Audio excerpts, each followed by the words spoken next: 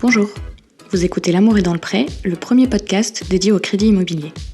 Bon alors, moi quand j'ai exposé mon idée à mes amis et à mes collègues de Préto, ils m'ont tous regardé avec des yeux ronds, et je crois que la réponse la plus commune, ça a été « Non mais t'es sûr de ton sujet là ?» Mais en fait, quand je demandais à ces mêmes amis en retour « Mais toi, tu vas savoir quoi faire quand tu vas vouloir acheter ?» Bah là, ça changeait. C'est pour ça que j'ai rassemblé autour de moi les experts de l'emprunt.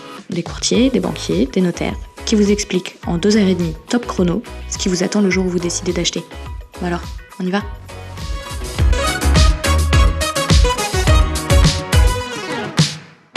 Donc pour ce 4e épisode, on va parler des critères qui sont importants pour ma demande de prêt, que ce soit pour la banque, pour vous.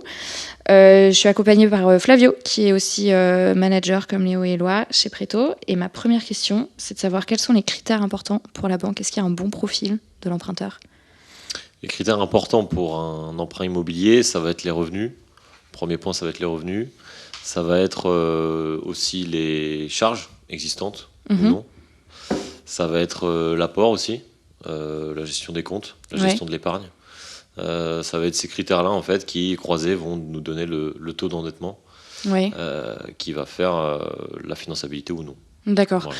On parlait, quand on en parlait avec Léo et Éloi, il y a Léo qui nous a dit à un moment que la banque va forcément imaginer le pire scénario. Est-ce que c'est vrai ? On considère que la banque est hyper pessimiste ? Pessimiste, je ne sais pas si c'est le mot, mais en tout cas très objectif par rapport à ces critères.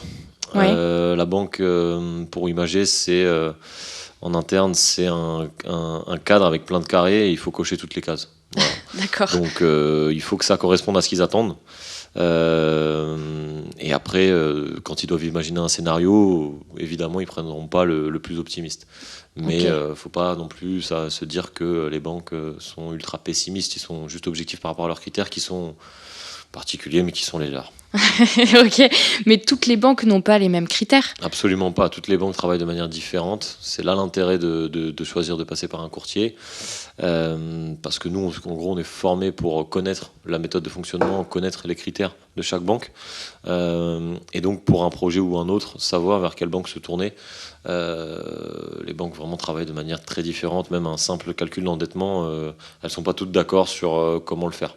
Donc c'est là l'intérêt vraiment de passer par un courtier et pas faire l'erreur d'aller voir une seule banque qui potentiellement n'est pas du tout la banque qui peut répondre aux critères. Oui. Bah oui, c'est ça, parce qu'en fait, si moi je vais aller voir ma banque, si ça se trouve, c'est pas du tout la banque qui sera adaptée pour mon profil et je risque de louper l'offre de prêt de mes rêves, quoi. C'est un peu le loto, une chance sur 30-50 banques, je sais pas combien il y en a exactement. Je connais pas les statistiques du loto, mais... Voilà, c'est une chance sur 50 de tomber sur la bonne, donc vaut mieux faire appel à un courtier. Ouais, mais du coup, si chaque banque a des critères différents, en fait, en gros, il n'y a pas de bon ou de mauvais profil. Y a-t-il une bonne ou une mauvaise situation ? Bon, mauvais profil, je sais pas si le terme est exact, mais bon profil, dans tous les cas, quelqu'un qui a des gros revenus, un gros apport, c'est sûr que c'est un bon profil.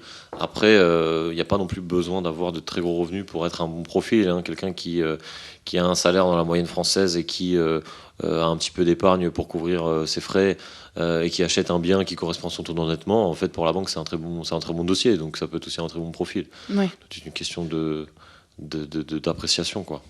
On avait un peu parlé de la situation professionnelle aussi. Il y a des conditions sine qua non ou pas par rapport à la situation pro. Genre, est-ce que si j'ai pas de CDI, c'est forcément mort pour moi ? Alors, il y a des choses auxquelles les banques ne savent pas répondre. On en revient tout à l'heure à l'image des cases à cocher. Ouais. Quelqu'un qui touche le chômage, il n'y a aucune banque qui a cette case-là. Donc, aucune banque ne suivra. Okay. Par contre, c'est sûr qu'un CDI sans période d'essai, toutes les banques ouvrent la porte.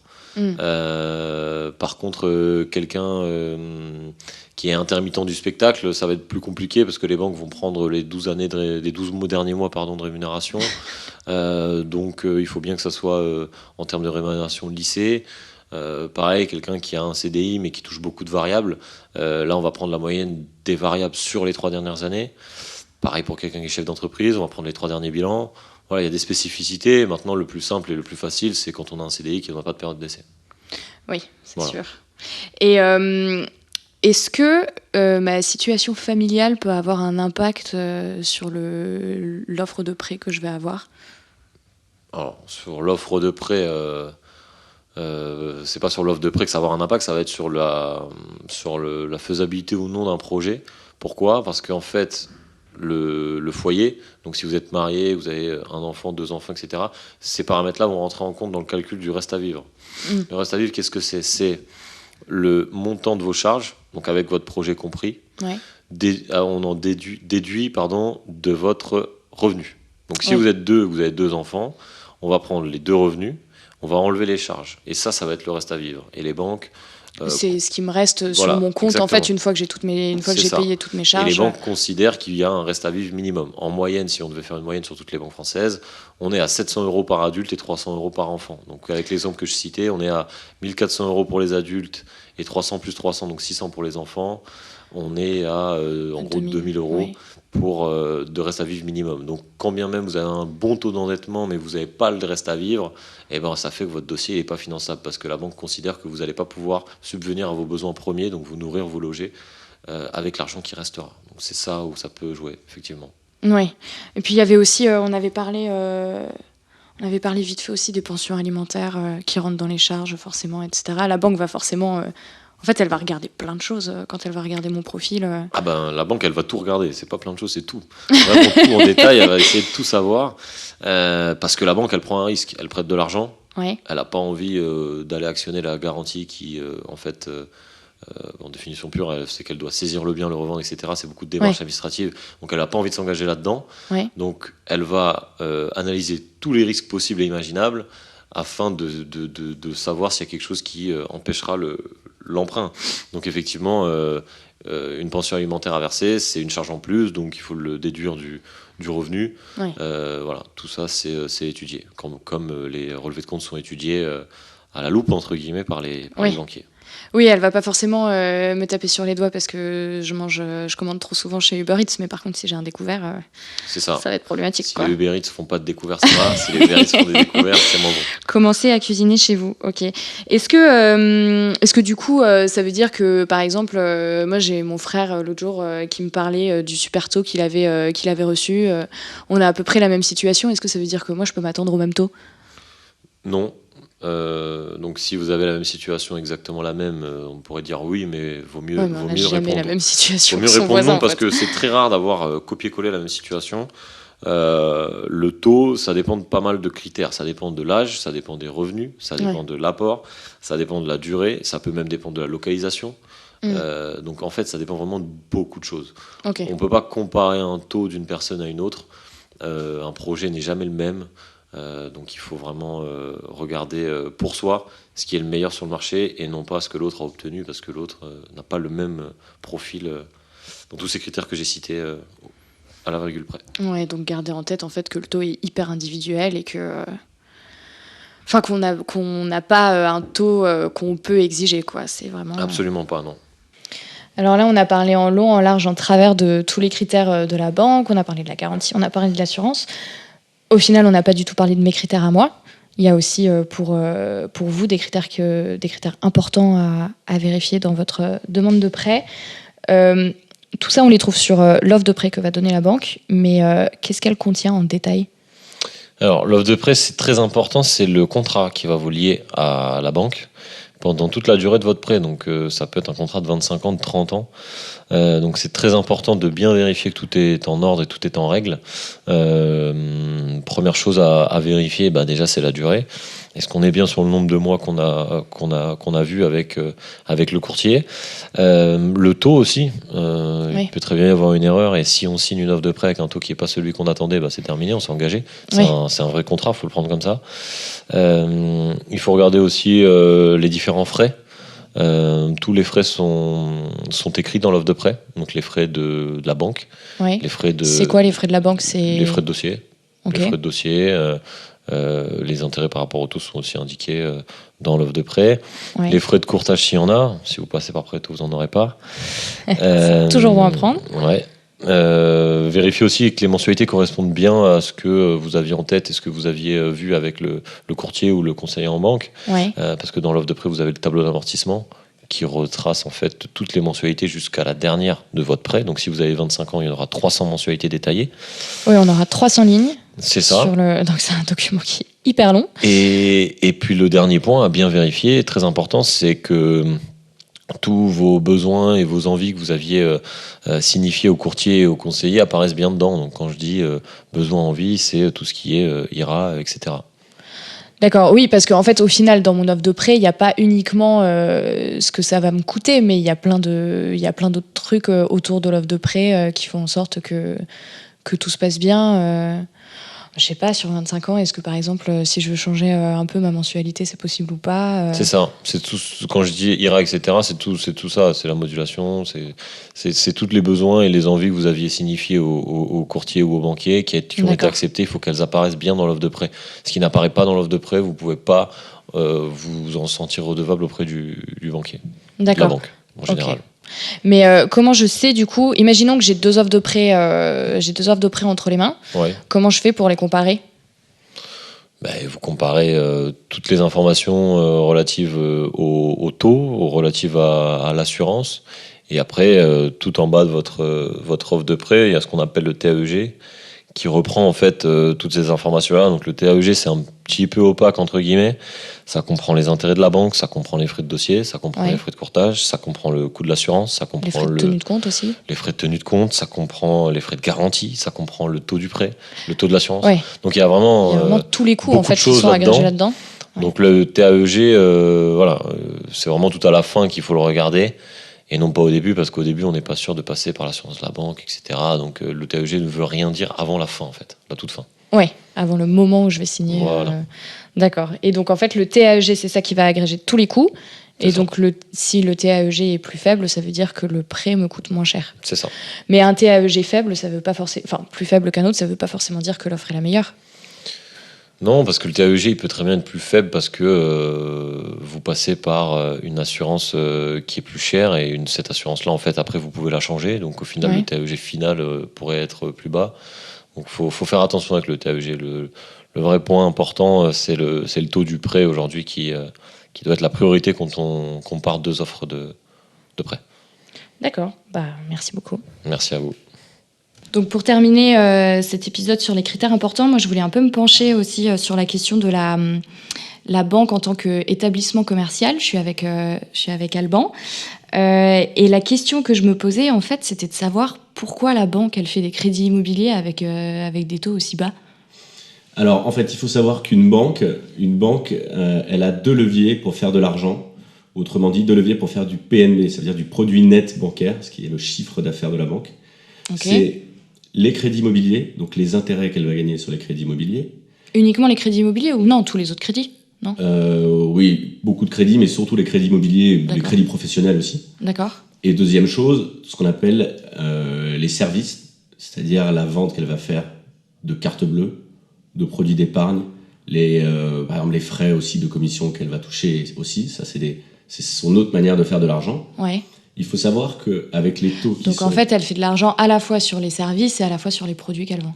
Exactement. Ouais. Okay. Les services, donc les produits qu'elle vend, et les intérêts sur les crédits immobiliers. D'accord. Les taux aujourd'hui sont historiquement bas, et donc ça veut dire que les clients qui renégocient leur crédit font que les marges qu'elles font sur les crédits immobiliers sont de plus en plus faibles, voire nulles. Ouais, on le voit avec des taux à 1%, voire moins, on se demande un peu... Comment elles arrivent à tirer leur épingle du jeu, en fait. Et alors, comment elles arrivent à tirer leur épingle du jeu ? C'est que, malgré le fait que les marges soient nulles, le produit immobilier, ça reste le meilleur produit pour fidéliser un client. Pourquoi ? D'accord. Quand on emprunte auprès de la banque, on emprunte sur 15, 20 ou 25 ans. Oui. Donc, on va rester, a priori, au maximum 25 ans client de la banque. Ouais. On a vu aussi que c'était possible de rembourser son prêt en anticipé, mais même si on fait ça, en fait, les crédits, ça reste quand même pas mal d'années dans la même banque, dans le même établissement, quoi. Exactement, ouais. Ça reste quand même le produit phare pour fidéliser un client. Ouais. Et c'est pas sur cette fidélisation qu'on va gagner de l'argent par le crédit immobilier, mais en lui vendant d'autres produits où les marges sont plus élevées, par exemple l'assurance vie ou le crédit conso. Mais donc du coup, si la banque a des objectifs commerciaux comme ça veut dire que mon conseiller, en fait, il va essayer de me vendre des produits... il va essayer de me vendre d'autres produits pour faire une marge. C'est ça, exactement. Le conseiller, c'est avant tout un commerçant. Il va vous vendre des produits.